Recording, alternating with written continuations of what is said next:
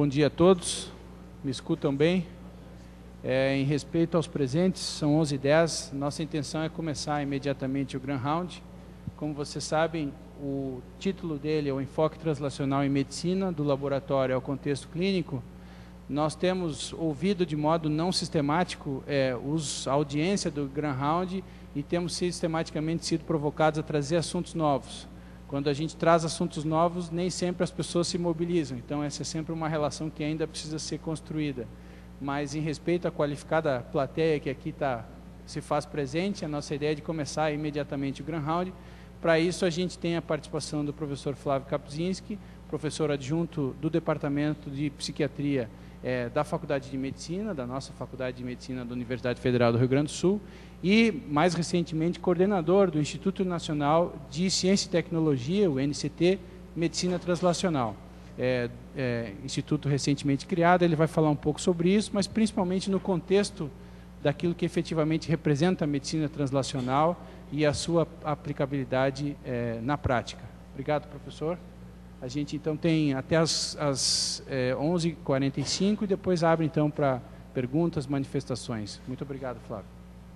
Obrigado, Ricardo. Então, se desse para reduzir um pouquinho a luz aqui na frente, por favor.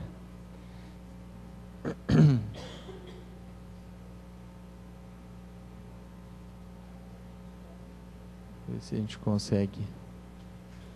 Isso. Essa aqui que eu queria que desligasse.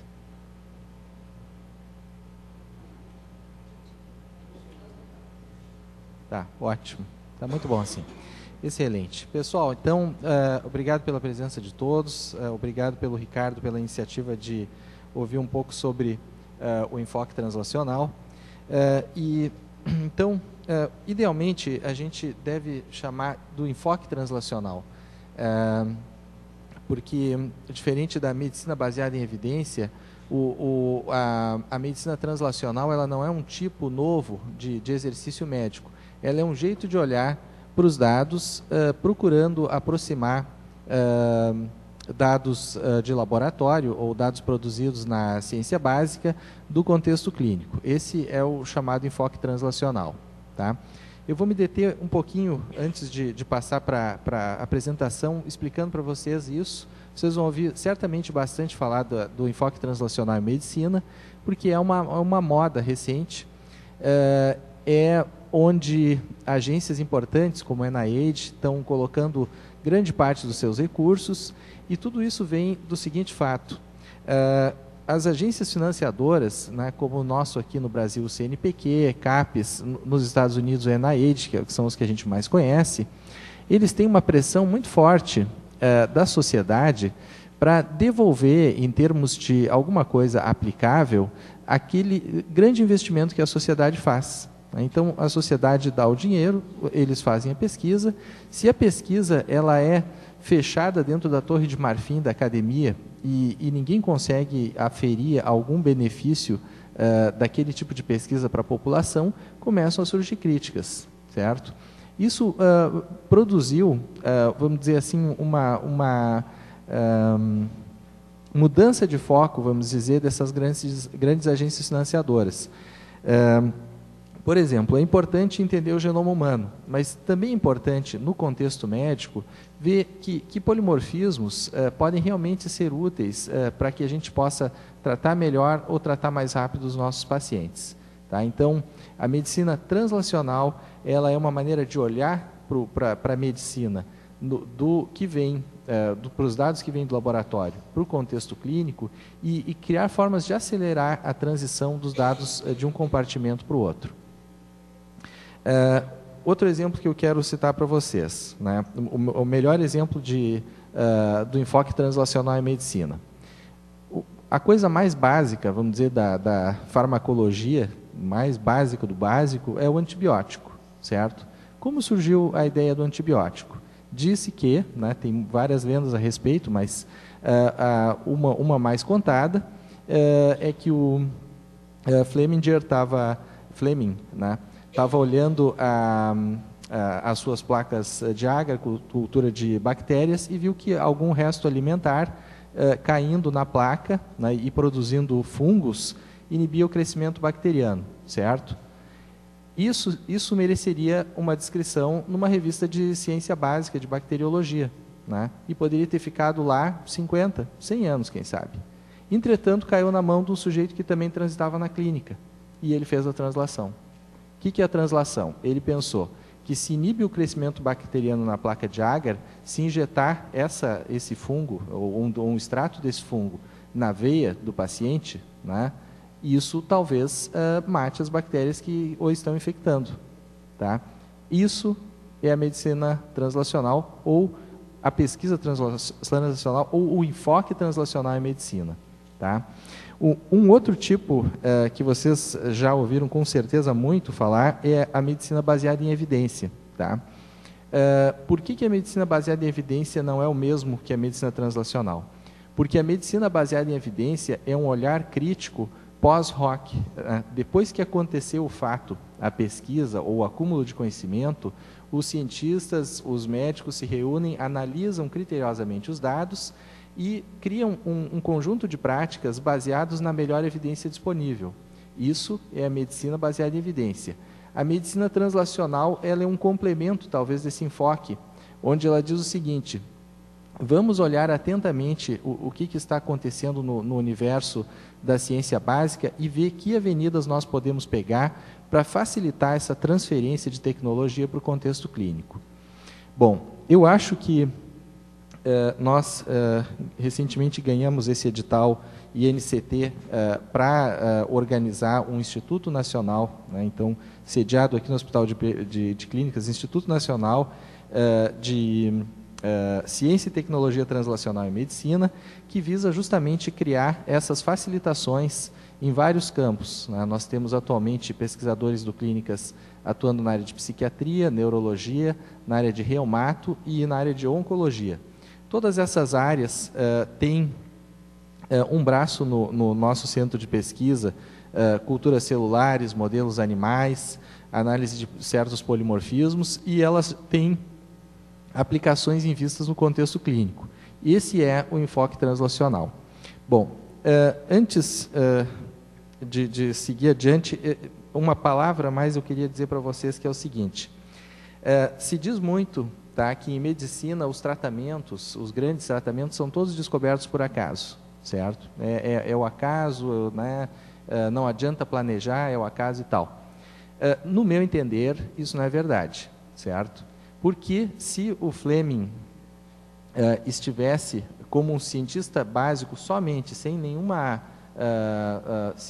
informação clínica, visto que o crescimento de certos fungos inibe o crescimento bacteriano, certo? Ele não teria feito translação nenhuma. Então, o acaso, sem o olhar translacional, não leva a nada. O acaso é o acaso, certo? Quando a gente cria esse movimento de passagem do compartimento da ciência básica para a ciência aplicada, isso requer ou um time de pessoas que trabalhe muito proximamente, cientistas básicos e clínicos, ou então um clínico que tenha um conhecimento de uma área básica que ele domine bem. Senão, isso não acontece. Outra coisa, o nosso hospital, por muitos anos, quando fiz medicina, a parte básica era lá no Biociências e a parte clínica era sediada aqui no hospital. Isso já é, vamos dizer assim, um grande obstáculo físico à possibilidade de translação em medicina.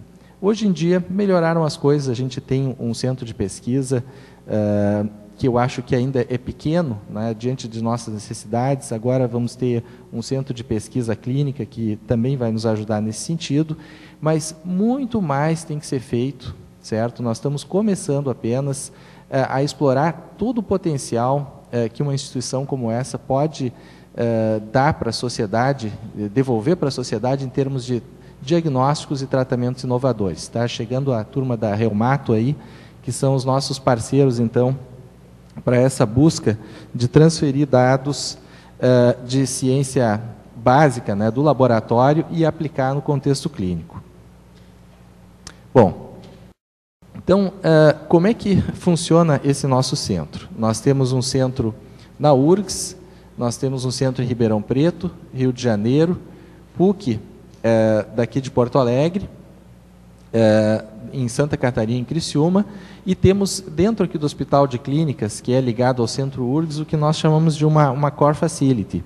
Nós recebemos recursos, né, no sentido de criar algum laboratório que todos nós possamos utilizar para buscar esses mecanismos de translação, né, da ciência básica para a clínica. Aí, então, vocês vão me perguntar e vão ler os artigos, né, sobre a medicina translacional, e aí vai dizer uma série de coisas. Eles vão focar muito em arrays de expressão gênica, vão falar também sobre estudos de imagem, né, de órgãos e imagem cerebral, vão falar também sobre proteômica, certo? E sobre o que agora está se chamando de transcriptômica, que está ligado aos arrays de expressão gênicas, mas não é só isso, é análise de todos os RNA mensageiros que vão estar sendo ativados ou desativados diante de uma patologia. Vocês vejam, então, que as ferramentas preferenciais da medicina translacional, elas são de tipo espalha-chumbo, né? São tecnologias que procuram ver várias coisas ao mesmo tempo, certo? E por quê? Porque, na verdade, se nós queremos...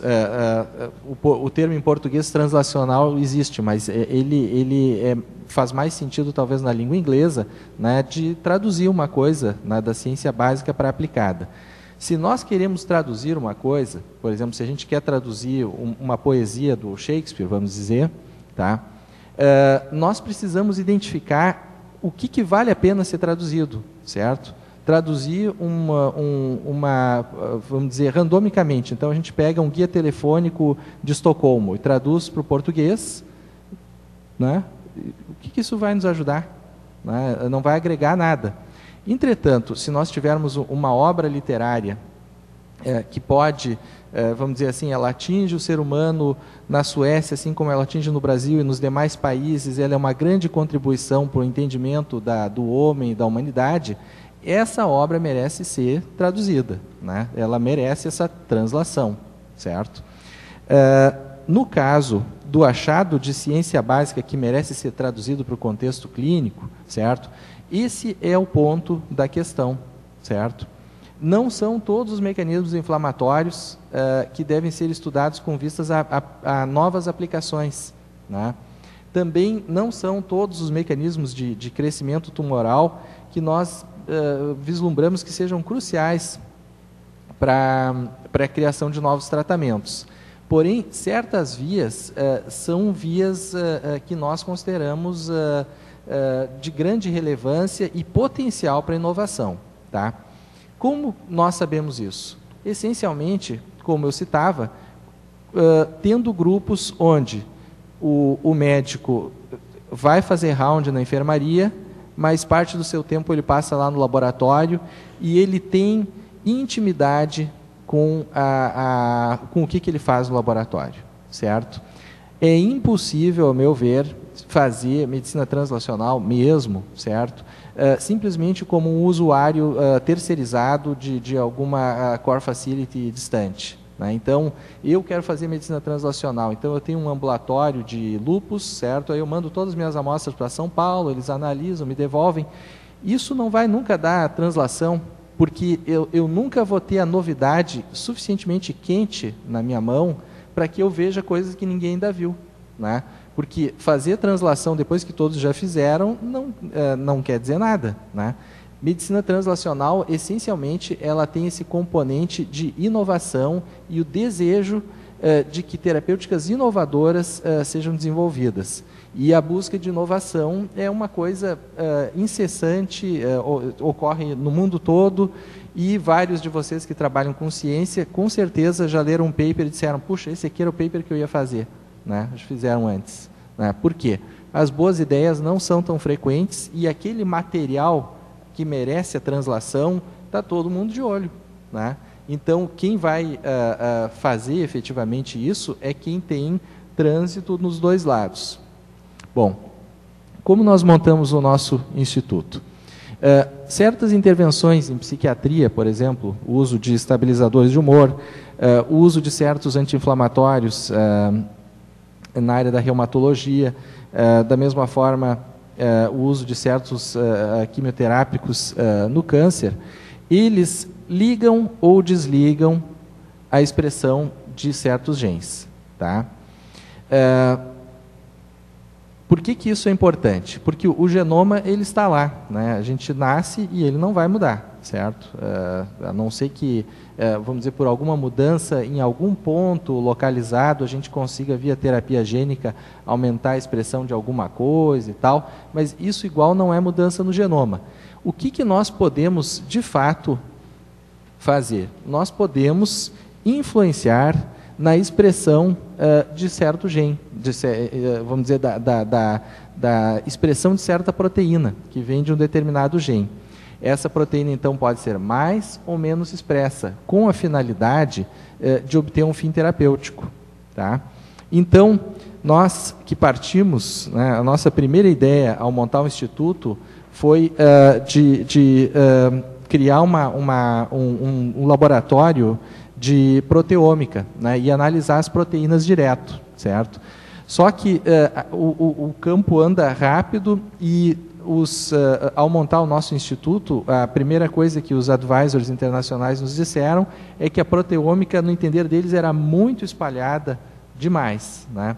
De maneira que a gente, ao correr análises proteômicas, correria o risco de encontrar, antes de encontrar um novo alvo terapêutico, ter que fazer triagens muito extensas das alterações encontradas para finalmente chegar em algo relevante. E dessa discussão amadureceu a ideia que nós podemos escolher, a priori, um grupo de proteínas-alvo, nós podemos ter alguns genes que estão expressando essas proteínas e verificar métodos, né, de controlar a expressão desses genes, certo? E aí, então, eu vou me deter um pouquinho mais do que hoje em dia nós sabemos que pode ser feito nesse sentido e do grande campo, né, saiu até ontem, eu acabei não vendo o programa, mas saiu algo na TV justamente sobre epigenética, né, e sobre essa consciência, né, que nós temos hoje em dia, que quando se falava, bom, eles vão definir, eles vão identificar todo o genoma humano. Nós médicos, né, todos nós, então nós esperávamos isso de resultado, né? A gente pensou, bom, agora vamos resolver muita coisa. O que saiu na prática? Isso, né? Pouquíssimas doenças que têm uma herança mais simplificada se beneficiaram fortemente dessa identificação da base genética. E muitas outras, aliás, a grande maioria das doenças, tem uma herança complexa e poligênica, ou seja, é um mosaico de alterações combinadas que vai produzir a expressão do fenótipo, certo? Então, nós achamos que, por isso tudo, a epigenômica, o estudo da epigenômica e um laboratório funcionante, né, bem montado de epigenômica, que é o que nós estamos tentando colocar no nosso centro, possa nos ajudar, né, esses grupos que eu citei, que estão envolvidos no INCT, psiquiatria, reumato, neuro e oncologia, e outros grupos que eventualmente tenham interesse de se juntar, eles possam estar se beneficiando dessa tecnologia. Se nós identificamos esses mecanismos de proteínas que se expressam mais ou menos e influenciam a doença, nós passamos a ter proteínas-alvos. Esses são os nossos alvos preferenciais de intervenção. Se nós validarmos isso em termos de mecanismo de ação, né, tipo assim, abaixo do nível do receptor celular, o que vai acontecendo na cascata de eventos, né, que vias são as preferenciais para intervenção, nós podemos selecionar novas moléculas com potencial eficácia terapêutica. E aí, então, tendo um centro como aqui nós temos no Clínicas e outros colaboradores, onde se faz trabalho com animais, nós podemos desenhar as intervenções, né, e retroalimentar o ciclo. Essa é a ideia que nós temos, assim que a gente pretende operar. Bom, agora eu vou partir, eu sou um psiquiatra e eu não posso falar com propriedade sobre câncer e inflamação. Eu vou dar um exemplo rápido, né, do enfoque translacional como o enfoque translacional tem beneficiado a nossa linha de pesquisa, e vocês vão deduzir como é que tantas outras linhas de pesquisa também podem ser beneficiadas com esse enfoque. O modelo de causalidade de doenças psiquiátricas mais simplificado que existe é esse. Então, um estresse ambiental, interagindo com o genótipo do paciente, produz uma alteração na reatividade do substrato neural, certo? E essa alteração é o correlato proximal do que nós chamamos de transtorno psiquiátrico, esquizofrenia, doença bipolar. Nós sabemos que a coisa, para certas doenças, é um pouco mais complicada. O ambiente produz a alteração do substrato neural, e aqui genes que regulam a resiliência ao estresse, né? Então, por exemplo, muita gente desencadeia a doença psiquiátrica após a morte de um familiar, é um estresse psicossocial. Os genes que regulam a resiliência ao estresse psicossocial, como, por exemplo, o gene do transportador da serotonina, é o exemplo mais clássico, estão implicados nesse momento aqui da doença. Entretanto, uma doença como a doença bipolar, ela produz, vamos dizer, um surto ou um ataque, né? Vamos dizer, o lúpus, né? O lúpus também é uma doença que ela pode ter fases silenciosas e fases de atividade lúpica, né? A atividade lúpica, no caso da doença bipolar, é o episódio de humor, quando o indivíduo está maníaco ou depressivo. O episódio em si muda o substrato neural. Da mesma forma que o lúpus pode afetar vários tecidos e o sistema nervoso central, inclusive. Então, a doença em si, ela vai se gerando ela própria e vai gerando um curso pior, né, na medida que ela se torna ativa. E aí começa isso aqui ser importante. Tá? Isso aqui, então, é o ponto que nós queremos estressar. Como a atividade do lúpus, como a atividade da doença bipolar, como os mecanismos que são liberados no desencadeamento do Alzheimer, por exemplo, começam a mudar isso aqui. Certamente é através da expressão ou falta de expressão de alguma coisa, possivelmente proteínas. Né?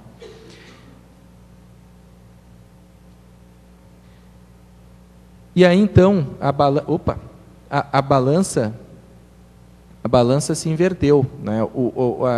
Essa resistência ao estresse que vem de fora, né, já não é tão importante porque a doença já ganhou autonomia. Os genes que regulam a resiliência celular ao estresse, né, por exemplo, uma célula que está recebendo um ataque inflamatório, ela está estressada na sua homeostasia. Ela pode ser mais ou menos resiliente. Né? Então, essa resiliência celular ao estresse é que vai determinar o quanto o episódio da doença, do humor, no nosso caso em psiquiatria, vai danificar o cérebro. E, no caso da doença psiquiátrica e outras doenças crônicas, esse é o ponto onde os nossos pacientes ficam aprisionados, certo? É a chamada atividade da doença, né?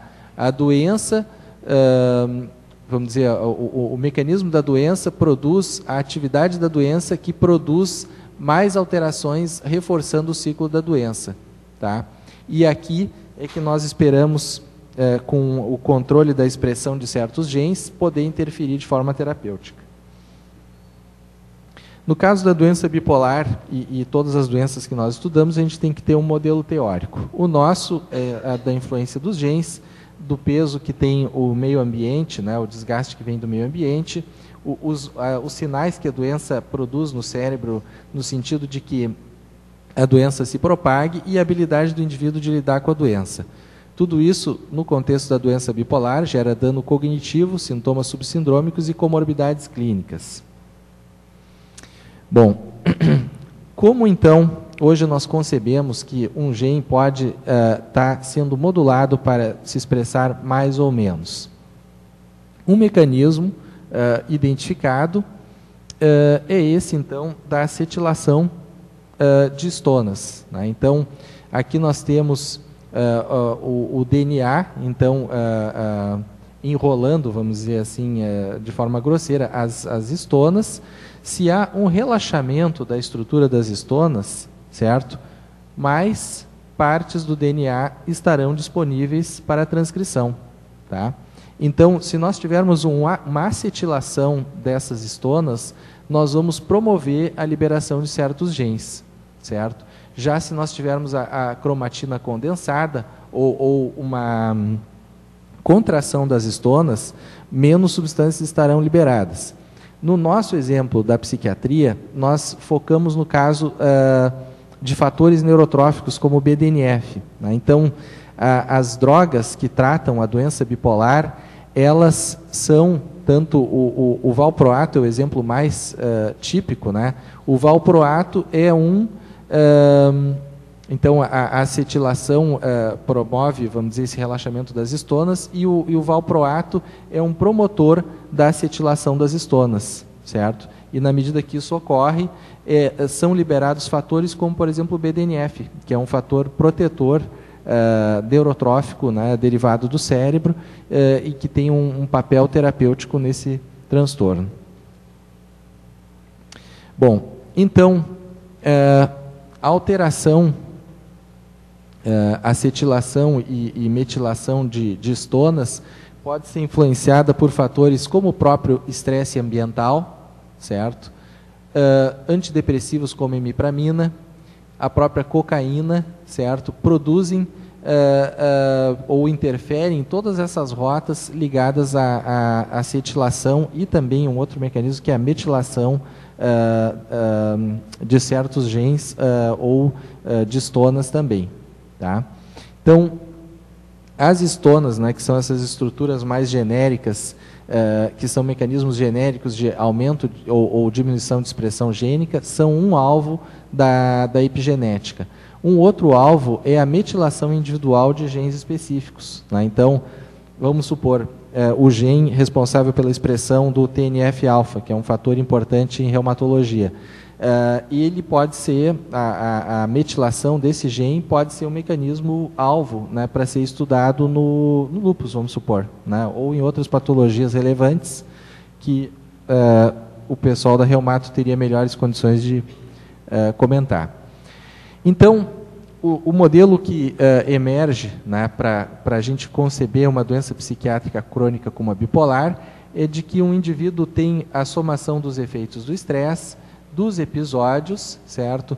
De outras substâncias que interferem, então, com esses mecanismos epigenéticos. Então, por exemplo, o indivíduo que é doente e usa cocaína, usa álcool em excesso, usa maconha, né? Isso tudo pode aumentar o seu desgaste cerebral e piorar seus desfechos, né? Ele acaba, muitas vezes, num estado de sintomatologia permanente, né? Ele nunca adquire uma volta ao estado de linha de base, ele está sempre em surto, vamos dizer assim, sempre em episódio. E isso é o destino do paciente que não trata, ou às vezes até trata, mas ele tem baixa resiliência celular e aquele tanto que ele tem de insulto produz um dano muito grande que às vezes a gente não consegue reverter. Bom, vamos falar um pouco então da intimidade do sistema nervoso e como que ele reage a possíveis insultos. Então, esse é um filme do Ingmar Bergman, onde, resumindo muito a história, um cavaleiro medieval sai da Suécia, vai para as cruzadas, consegue voltar, né, vivo. Entretanto, chegando na beira do porto que ele deveria desembarcar, ele se encontra com a morte, né? O navio naufraga, a morte vem recebê-lo, vamos dizer assim, e ele faz a seguinte proposta: olha, eu li em alguns manuscritos, eu tenho visto trabalho de artistas, e eu tenho a impressão que a morte gosta de jogar xadrez. E aí a morte confirma: não, de fato, essa é uma predileção que eu tenho, né? Eu tenho cultivado o hábito de jogar xadrez. E aí então o cavaleiro propõe: então começamos um jogo, enquanto eu estiver ganhando, eu sigo vivo. E a morte prontamente aceita. Essa é a metáfora que nós usamos para a manutenção das nossas células nervosas e gliais, certo? A todo momento, o próprio mecanismo de geração de energia no cérebro, né? Então a cadeia de transportes de elétrons na mitocôndria, que produz energia para que a gente viva, ela vai produzindo de uma certa forma, a própria toxina que vai matando tudo, que são o excesso de radicais livres, né, que vem dali da própria produção da vida. Né, dali já vem um pouco da mensagem para a destruição. Então, o estresse oxidativo, certos mecanismos inflamatórios, no sistema nervoso, excesso de transmissão dopaminérgica e glutamatérgica, certos hormônios ligados ao estresse, eles são favoráveis à perda da viabilidade de células nervosas, tanto neuronais como gliais. Elas perdem em ramificação dendrítica, perdem botões sinápticos, perdem viabilidade sináptica e, por fim, se o insulto for muito grande, há uma ativação da apoptose, ou seja, a morte programada, e elas simplesmente deixam de existir. No outro lado, nós temos os fatores de proteção. Esse é o que nós mais estudamos, é o mais relevante em psiquiatria, é o fator neurotrófico derivado do cérebro, e ele se contrapõe, né, de uma certa forma, a esses mecanismos de desgaste celular. No nosso mecanismo proposto, então, o estresse desencadeia o episódio de humor, como eu falava anteriormente. Nos episódios de humor, as células nervosas elas ficam num estado distrófico, né, propensas a perderem suas ramificações ou entrarem em apoptose. Isso produz uma reorganização do tecido nervoso, certo? Que vai deixar o indivíduo menos propenso a lidar com estresses futuros, né? E isso deixa o indivíduo preso no ciclo da doença.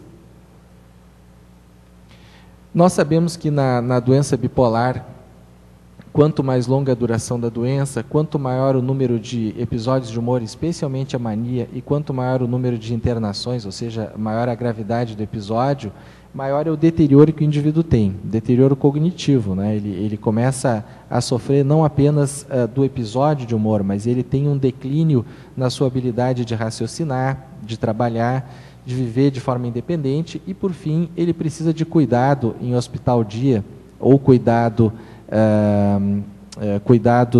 extra para que ele se mantenha. Isso não vem assim de berço, né? Então, os indivíduos, as crianças, né, isso são coortes, crianças que vão desenvolver esquizofrenia, elas têm QI mais baixo do que a média, desenvolvimento motor mais lento, e aquelas que desenvolverão mania na idade adulta têm um desenvolvimento motor acima da média e até o QI ligeiramente acima da média. Então, a doença bipolar ela não começa com uma linha de base de disfunção. Entretanto, quando nós pegamos um paciente em começo de doença, se a gente usa um tratamento padrão como o lítio, a gente tem um índice de resposta muito bom. Se nós tivermos um momento mais avançado da doença, a resposta já vai ser bem menos favorável.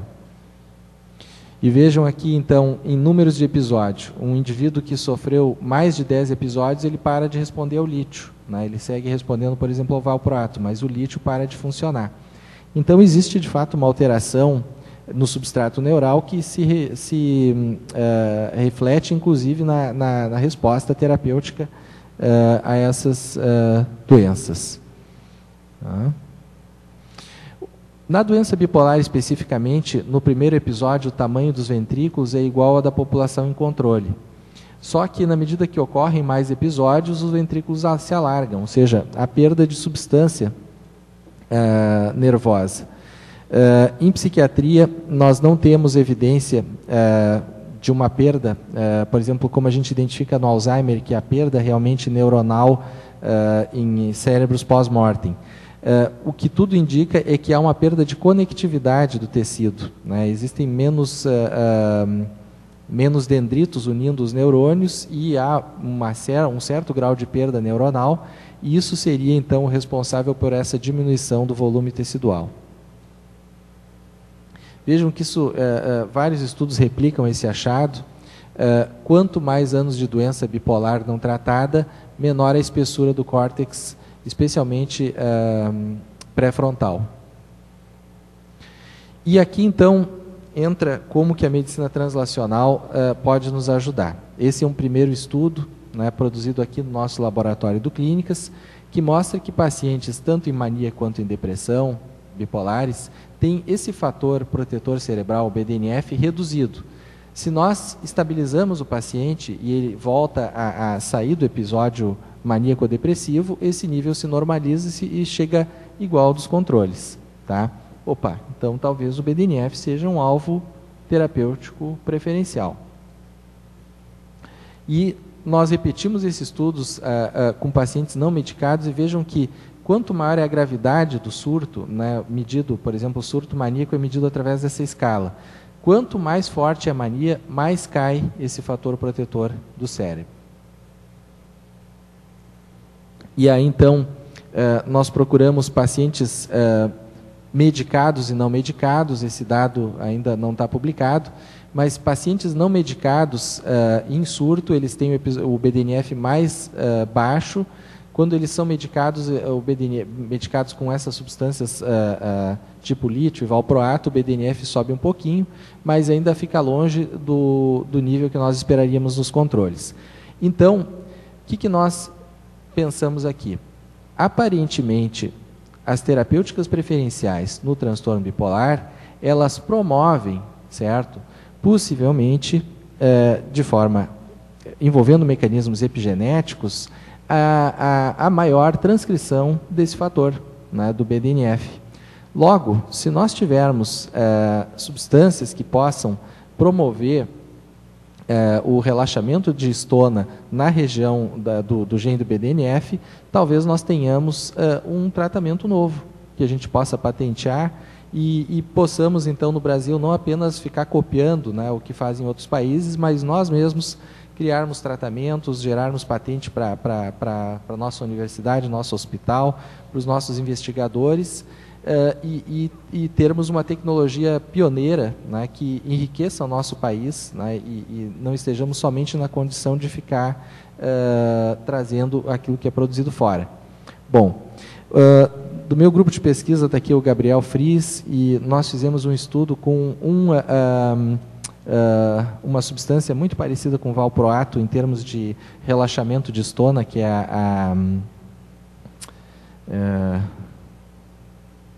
como é o nome do negócio que agora me esqueci? Bom, daqui a pouco eu me lembro. Gabriel não está aqui, Gabriel Fries? Não. Então, tem esse inibidor da estona que nós usamos é o... não vou me lembrar agora, daqui a pouco eu me lembro, e esse é um alvo terapêutico recente que a gente está tentando desenvolver para o uso na doença bipolar. Aqui nós temos, então, separando por mania e depressão, os dois têm menos expressão de BDNF que o controle. E aqui, então, nós temos o outro lado da história. Eu disse, então, que certos mecanismos, como estresse oxidativo e certos mecanismos inflamatórios, podem produzir dano celular. E vejam que curioso, no paciente bipolar depressivo ou maníaco, o estresse oxidativo está bastante aumentado com relação àquele que está controlado. Ou seja, quando há atividade da doença, tem mais estresse oxidativo, mais geração de radicais livres. O que será que está acontecendo aqui? E outra coisa curiosa, um tipo de dano oxidativo pode ser medido por dano a lipídio, né, pelo TBARS. Quanto mais aumenta o TBARS, mais cai a defesa, que é o BDNF. Tá? Então, isso aqui particularmente na mania. E ainda outro estudo que nós fizemos, outro tecido, outro órgão-alvo de dano oxidativo é o DNA. Né? Então, existe essa possibilidade de fazer um exame que se faz em toxicologia para ver excesso de toxicidade, vamos dizer, um indivíduo que está muito exposto à radiação, ele tem um dano ao seu DNA, e se a gente coloca o núcleo da célula para correr, ele se fragmenta dessa forma, né, porque ele está danificado, e forma uma imagem do tipo de um cometa. Os pacientes bipolares crônicos aqui do nosso ambulatório, eles têm uma frequência de dano ao DNA bastante aumentada com relação à população em geral. Então, isso talvez seja um dos fatores que explique por que esses pacientes têm 20 anos a menos de sobrevida do que pacientes não portadores do transtorno bipolar. Há uma série de alterações sistêmicas desfavoráveis à homeostasia que vão ocorrendo no contexto das doenças mentais crônicas mais graves, certo? Esse outro dado também é bastante interessante. Doenças psiquiátricas crônicas, como transtorno depressivo maior e transtorno bipolar, produzem um encurtamento de telômero correspondente a 10 anos de envelhecimento precoce com relação aos controles. Tá? Então, esse fato que a gente às vezes olha um portador de uma doença mental grave e ele tem aquele aspecto envelhecido, precocemente envelhecido, tem um correspondente celular, né, a nível do encurtamento de telômero. O encurtamento de telômero é um marcador de envelhecimento e o mecanismo mais associado ao encurtamento de telômero, que se conhece, é o estresse oxidativo, né, que eu citava para vocês. Então, se na doença bipolar há um aumento de estresse oxidativo, nós podemos esperar um correspondente encurtamento de telômero e uma quebra da funcionalidade em vários níveis que vai se desenvolvendo nessa doença. De maneira, então, que a gente resume os nossos achados, né, diante do estresse, há uma redução desse fator protetor do cérebro, desencadeando os episódios que baixam a proteção, colocam as células em risco, o que produz essa reorganização patológica do tecido cerebral, com redução do córtex pré-frontal, como eu citava para vocês, e, curiosamente, com relatos bem consistentes de aumento da amígdala, que é uma estrutura responsável pelo processamento de emoções aversivas, como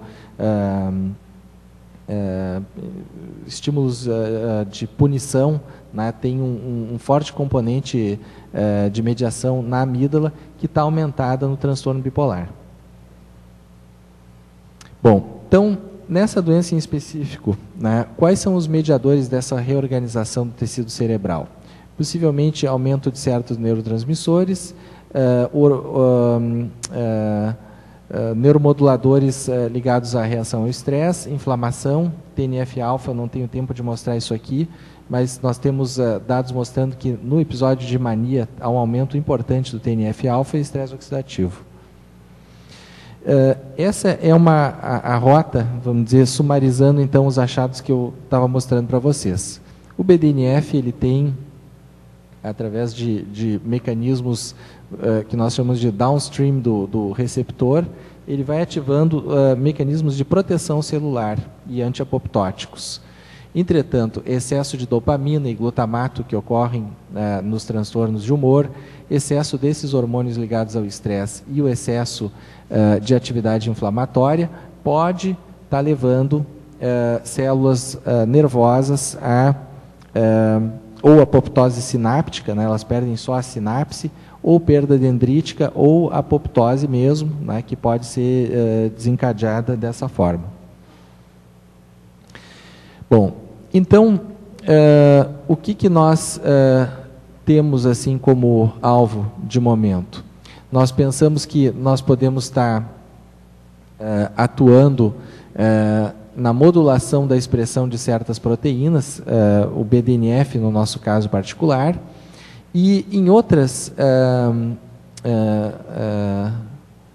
proteínas bastante importantes, que são as chaperonas, que elas, na medida que uma proteína ela é transcrita, ela está disponível no compartimento intracelular, ela precisa ser adequadamente dobrada para adquirir sua função, a sua estrutura tridimensional ou quadridimensional, que vai dar funcionalidade para essa proteína.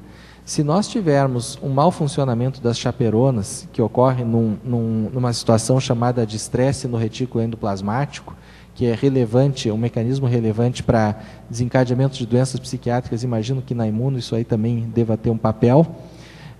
Se nós temos isso, nós temos uma proteína mal dobrada que, embora esteja ali, ela não funciona, né? Então, uma outra forma de intervir é melhorando a ação das chaperonas.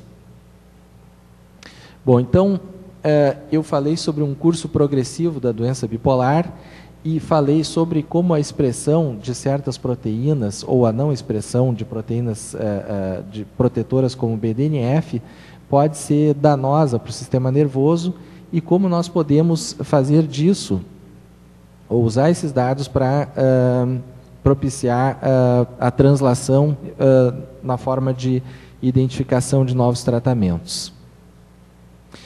Bom, saindo então dessa linha, então, eu mostrei que quando há episódio maníaco e depressivo, há um aumento há uma diminuição de BDNF, aumento de estresse oxidativo.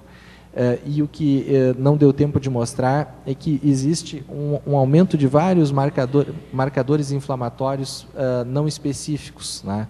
Aumento de interleucinas inflamatórias, redução das anti-inflamatórias, aumento de TNF-alfa, aumento de proteína C reativa.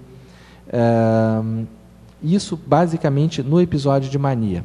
Para vocês terem uma ideia, isso é tão contundente, né? A gente não está acostumado a pensar numa doença psiquiátrica clássica como mania, como algo tão orgânico, né? Então, nós pegamos o soro dos pacientes do Felipe Dalpisol, de sepse, né? Então, é um estado toxêmico, vamos dizer assim, e analisamos todos esses parâmetros que eu citava: estresse oxidativo, marcadores inflamatórios e a viabilidade de neurotrofinas.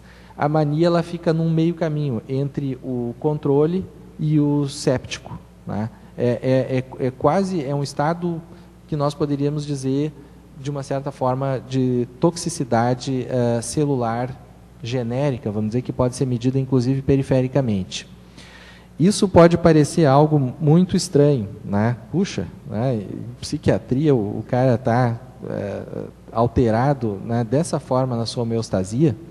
E, no entanto, se nós vamos para as primeiras descrições dos transtornos psiquiátricos, quem fez foi Hipócrates, ele falava em melancolia e ele falava de um humor, né? Era algo difuso sistemicamente que, no entender dele, estava afetando as funções cerebrais.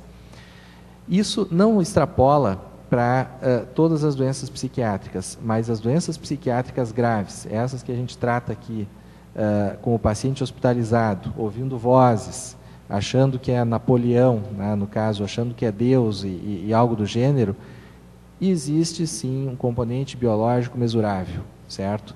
E é a identificação desse componente biológico que pode nos proporcionar terapêuticas inovadoras para esses transtornos que a gente até sabe como tratar, mas não trata suficientemente bem. Às vezes, com todo o tratamento adequado, os pacientes não melhoram. Em suma, tem muito a fazer nesse campo. Um outro ponto da medicina translacional que eu queria trazer para vocês não apenas a identificação de novos alvos terapêuticos, né? Então, estamos terminando o tempo, mas a identificação também de a melhora do diagnóstico, certo? Nós verificamos que pacientes bipolares, eles têm uma espécie de estadiamento, né, que a gente está propondo, isso está já na literatura. Alguns pacientes teriam o quadro latente, eles têm um familiar em primeiro grau portador do transtorno, ou às vezes dois, tipo pai e mãe são portadores do transtorno. Quem tem pai e mãe bipolar do tipo 1 tem 60% de chance de desenvolver a doença, né? Ele tem, em inglês, ultra high risk, né? Um risco ultra alto de estar desenvolvendo. Esses merecem um cuidado profilático, né? Essas pessoas que têm pai e mãe bipolar têm que ser muito bem aconselhadas sobre as consequências de uso da maconha, né, que é pouco comentado, mas está associado ao desencadeamento de várias doenças psiquiátricas, particularmente a bipolar. As consequências do uso de cocaína, que é um patógeno que diretamente pode desencadear a doença psiquiátrica grave. E, por exemplo, nem se fala do crack e outras substâncias ilícitas. Na fase 1 do transtorno bipolar, desse estadiamento, já existe, se nós comparamos com controles, já há um aumento de marcadores inflamatórios, certo? Que eu depois explico para quem quiser ouvir, mas não dá tempo de detalhar tanto. Mas eles podem voltar a um estado de baseline, eles têm um episódio e depois funcionam, trabalham, né? Tudo ocorre direitinho. No estágio 2, eles, além da doença bipolar, eles têm uma comorbidade que torna o tratamento da doença mais grave. Por exemplo, eles são bipolares e usam substâncias psicoativas. Ou então eles são bipolares e têm um transtorno de ansiedade ao mesmo tempo. Isso piora o prognóstico já de saída. Nós podemos tratar a comorbidade e fazer com que ele volte ao estágio 1. Esses, além de aumento de marcadores inflamatórios, eles já têm, muitas vezes, um declínio do BDNF. No estágio 3 da doença, depois de resolvido o episódio de humor maníaco ou depressivo, há um claro deterioro cognitivo, certo? E certos testes psicológicos, tem um particularmente que a gente usa aqui no nosso grupo, que é o Wisconsin Card Sorting Test, que avalia a função frontal. Aplicando esse teste, a gente vê claramente nesses pacientes uma marcada disfunção. E uma outra coisa muito curiosa, que para mim foi uma surpresa saber, eu sou casado com uma psicóloga, e o dia que ela me explicou, eu achei aquilo um negócio muito interessante. O QI verbal da pessoa nunca baixa, mesmo que ela tenha Alzheimer, por exemplo. Dificilmente vai cair o vocabulário que a pessoa adquiriu. Então, às vezes, nós temos assim um sujeito que está super mal, assim, ele está funcionando muito mal, mas ele era, sei lá, um juiz, um desembargador, e aí todo mundo diz, não, mas ele é uma sumidade, o cara é incrível, ele tem um QI altíssimo e tal. Aí tu vai lá e conversa com ele, ele usa toda uma terminologia, mas aí tu diz para ele assim, vem cá, água mole em pedra dura, tanto bate até que fura, qual é o significado disso? Aí ele dá várias explicações assim, mas não consegue responder. Porque o QI verbal dele foi mantido, mas a habilidade de transformar pequenas questões do dia a dia numa abstração está totalmente perdido. E é isso que nós vemos nesses pacientes. E aí o indivíduo que tem o transtorno bipolar toma lítio, toma valproato, toma tudo que o médico dá, mas os familiares vão lá e dizem assim, doutor, ele toma todos os seus tratamentos, mas sabe o que ele faz? Nada. Ele fica trancado no quarto dele o dia inteiro, vendo TV, fumando, né? O que a gente faz, né?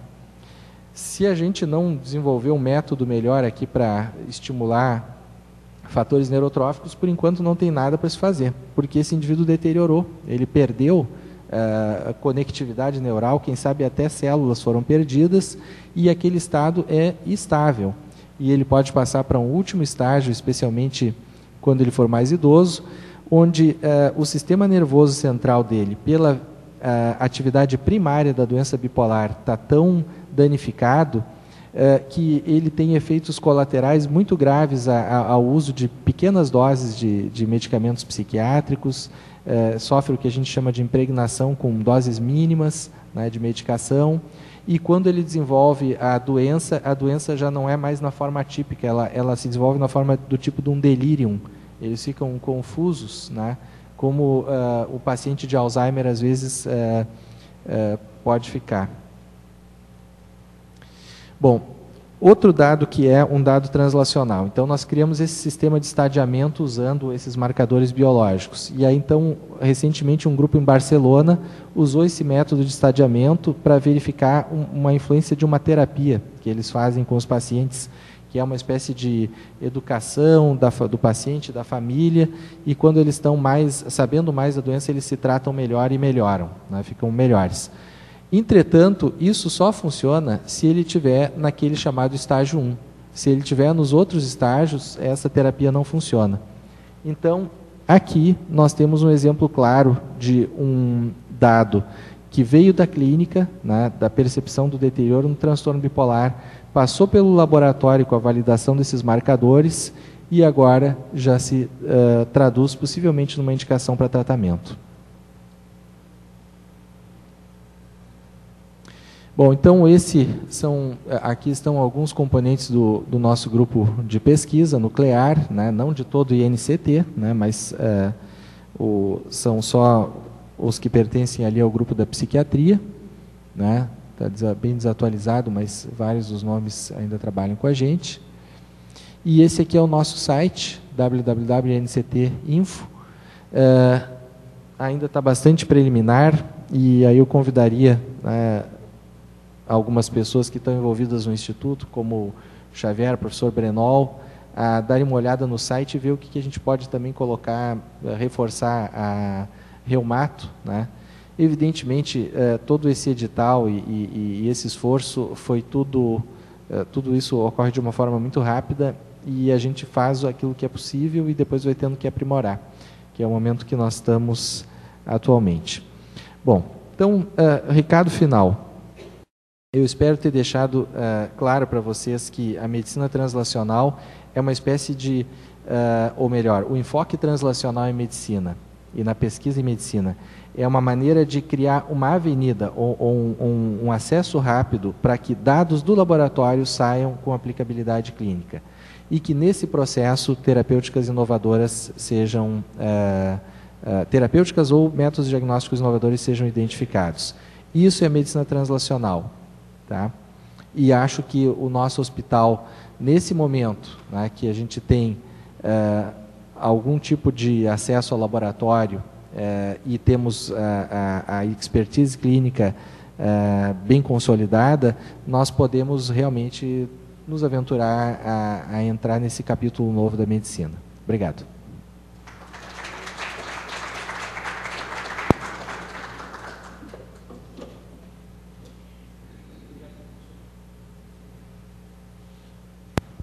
Obrigado, professor Flávio. A gente ainda estamos em cima do laço aí, 12:05. O Pedro, uma ou duas manifestações, eu vou precisar encerrar. Por favor, Pedro. Bom, primeiramente, gostaria de parabenizar não só o Flávio, mas todos os colaboradores, né, em mais um pioneirismo. Eu nunca tinha ouvido falar nesse conceito, bastante interessante. Eu acho que é o que está faltando realmente para a gente ter aplicabilidade.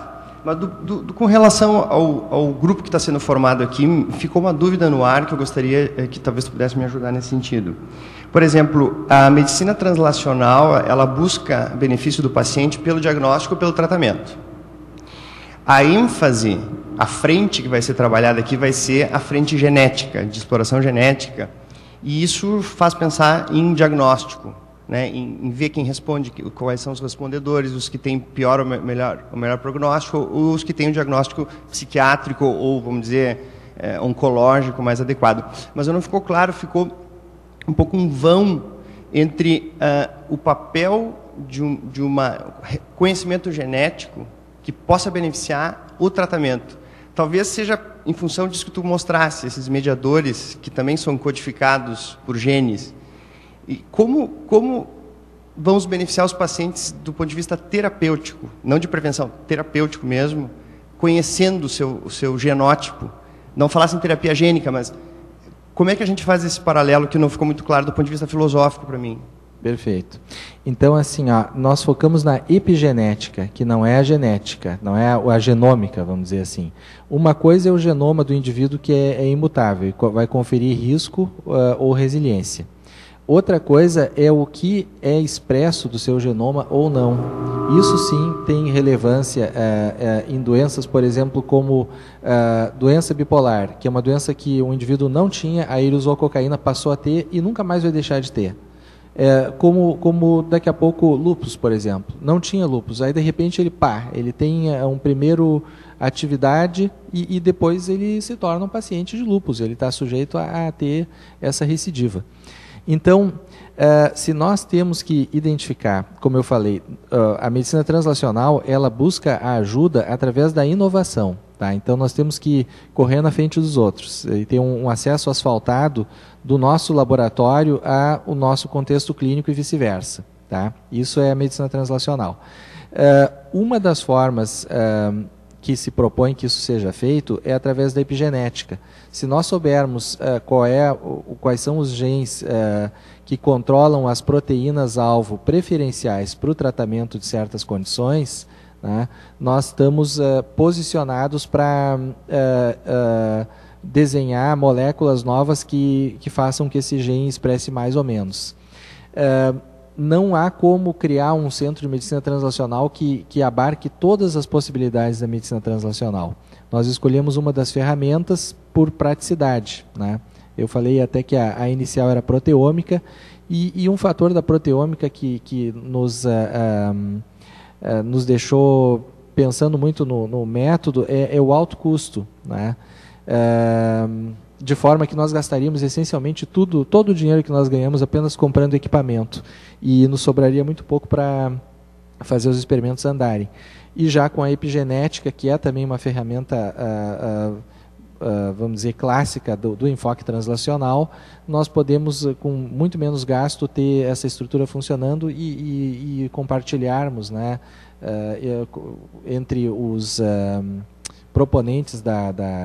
desse edital e, eventualmente, até expandir para pessoas que não foram proponentes, mas querem também trabalhar dentro desse enfoque.